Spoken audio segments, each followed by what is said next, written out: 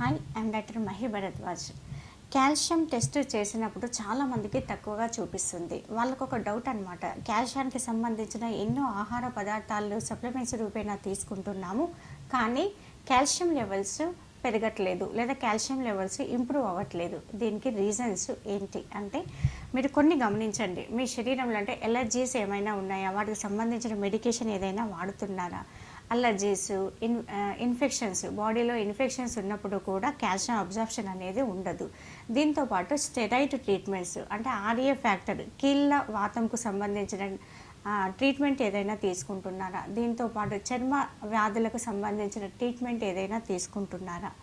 ఇలా కొన్ని రకాల మెడిసిన్స్ ఏదైతే ఉంటాయో వాటిని తీసుకోవడం వల్ల కూడా మీరు తీసుకున్న ఆహారంలో నుంచి కాల్షియం శరీరం తీసుకోవడం కానీ అబ్జార్ప్షన్ కానీ ఉండదు. కాబట్టి వీటి వల్ల కూడా మీకు కాల్షియం తగ్గుతూ ఉంటుంది.